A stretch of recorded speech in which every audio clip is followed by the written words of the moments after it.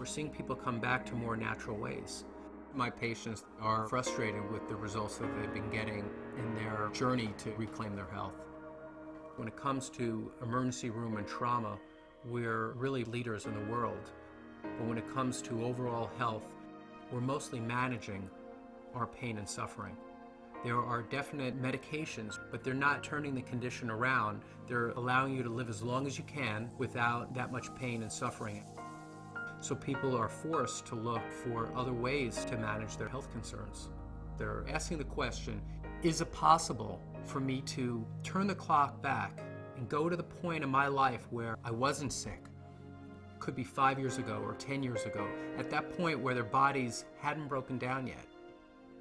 Well, the science world, not the medical world, is really pointing towards looking very deep in the body at the cellular level.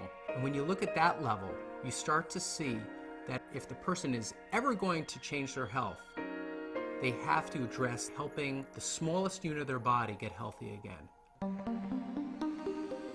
Normal cells perform many functions essential to maintaining good health. They must be able to take in nutrition and eliminate waste or toxins. Normal cells must defend themselves from intruders like unfriendly bacteria, fungi, viruses, and free radicals, and repair the damage done by them. In addition, cells must work together as a team, communicating with other cells to achieve optimal organ and immune system function. Research has already proven our cells need certain essential nutrients, 26 different vitamins, 72 or more trace minerals, numerous fatty acids, and amino acids. Since our bodies don't produce these, we must get them from our diet. Recently, scientists have discovered that there are at least 8 sugars, called monosaccharides, that our cells also need for optimal function.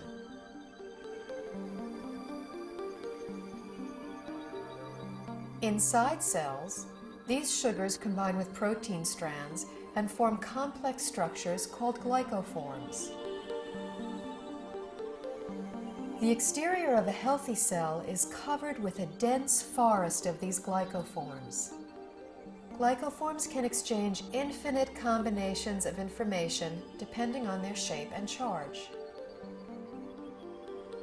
Glycoforms are present on the surface of all cells and actually prevent viruses, bacteria, and other enemy cells from entering a healthy cell by blocking the entrance to the cell's surface. Glycoforms can hold on to an enemy cell until an immune system cell can arrive to destroy it. Healthy immune system cells can also accurately identify normal cells and not interfere with their function. Cells covered with glycoforms enable clear and accurate cell-to-cell and system-to-system communication, creating an information superhighway within the body.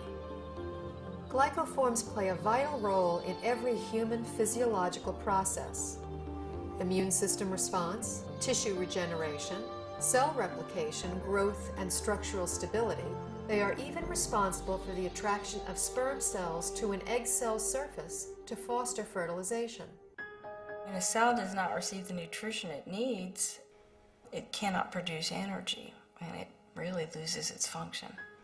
Healthy cells don't function optimally without glyconutrients. That's all there is to it. We now know how important these 8 sugars are to human health. The problem is, only 2, glucose and galactose, are readily available in our modern diets. A fraction of these other 6 sugars can be gotten through diet, but modern agricultural methods, food processing, widespread use of toxic pesticides and chemical fertilizers have all but eliminated them from our food supply. It's only really been since a little before World War II that what we now call conventional methods, that's fertilizer and pesticides, even came into being. What was conventional farming for thousands of years, we're calling alternative farming and organic farming, and what we're calling conventional is actually a new experiment. The connection of healthy soil to healthy plants and to healthy people cannot be underestimated. Most farmers don't use organic fertilizer because of the economics. The government farm programs reward the use of conventional fertilizers. And then also many farmers grow for big agribusiness companies. When you're dealing in mega farms, the ideal crop is to pick the entire crop one day, get the pickers out of the field, get the money out, plow it down and put another crop in. That's like the perfect scenario. Crops are selected for uniform maturity and the ability to harvest quicker than they should. And that makes a huge difference in the protein content and the nutrient content.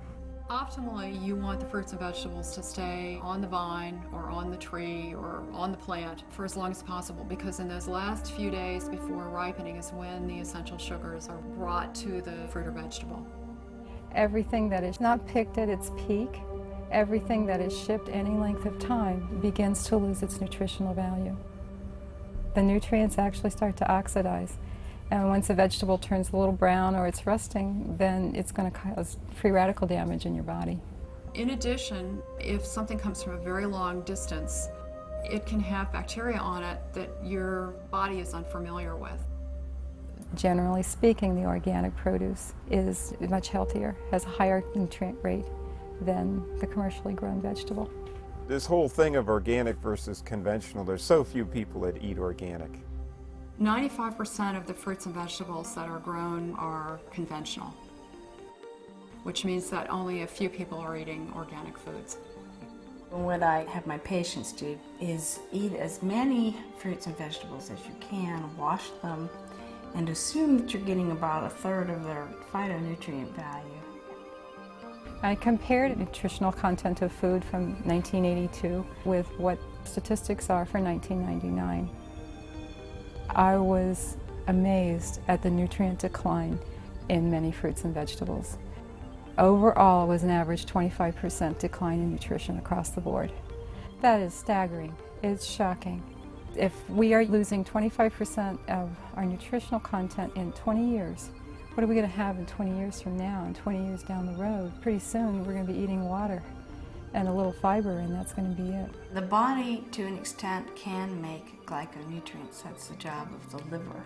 However, that is an emergency mechanism. When we're making our own glyconutrients, it's basically a state of starvation. If you don't have enough of the right type of sugars, you have faulty processing. With the faulty processing, things can go wrong. Without vital sugars and a variety of other micronutrients, cells cannot create glycoforms. The result is a breakdown in cellular communication and immune system response. Depleted cells are unable to defend themselves effectively, so cell structures can be damaged and are not effective in healing and regenerating. In this weakened state, cells cannot communicate effectively, compromising the body's ability to identify problems. They are also unable to destroy pathogens such as viruses, bacteria, and fungi, and cannot identify mutated cells so the immune system can eliminate them.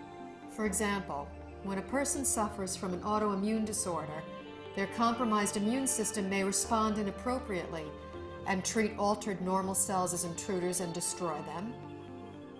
It may allow mutated cells to proliferate, or the immune system may not respond at all, leaving the body extremely vulnerable to many types of infectious agents. Because they're not getting everything they need from their diet, people are doing one of two things. The first thing they do is nothing, and many people are ending up with chronic diseases, or they're getting sick more often. Their health is somehow degraded as a result. And other people are using supplements, including supplements of sugars. We need to eat the right foods to make the right structures to have optimal health. There's a break in the link here because we can't get that food anymore in today's modern diet. Therefore, there's a need to supplement with a type of nutrient called a glyconutrient. When I first learned about these glyconutrients, the concepts made sense to me, but I was very skeptical about using them. It seemed like there were a lot of people making claims that it could help with all different sorts of health conditions. And anytime I see that, I throw my hands up and I say, this can't be true.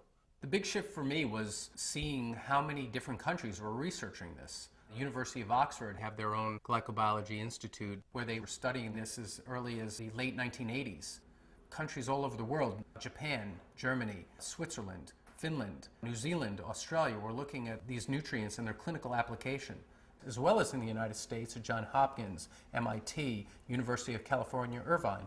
Once I realized how crucial these supplements are for human health, I felt compelled to offer them to my patients in my practice. When I started with the patients with the most serious health challenges that I wouldn't be able to help previously, the results that started coming in were amazing. We just started to see people gain their health back. I had a difficult time getting through the day. I had very low energy, and I was not in very good health. I started on a glyconutritional program big time. Now I don't have a pain in my body. I don't have any restrictions on my capabilities. I feel younger than I was at age 69, and I'll be 79 in a matter of days. Since the time I was 17, I was always on medication and nothing was working. I just started to resign myself to being this sick adult. I took these glyconutrients and it's changed my life completely. I'm on a road of recovery where I feel I'm more alive than I've been in over 10 years. It was to the point where I prayed that if my pain doesn't go away, I just want to die. I went ahead and decided to start taking glyconutrients, and I was completely, within 3 weeks, pain-free. I can do it all again. I feel like it's been given back to me, and that's what I'm thankful for.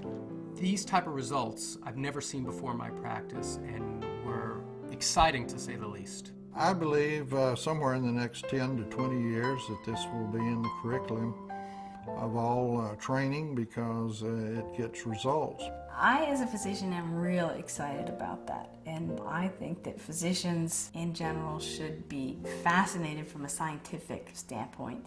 After seeing so many dramatic results with the people that I've recommended this to, my approach to healthcare has changed fundamentally. I hope to see a paradigm shift in treatment in the future, where you have a truly integrative approach between traditional medical care and nutritional support. And this would ultimately give people not only a longer life, but a better quality of life.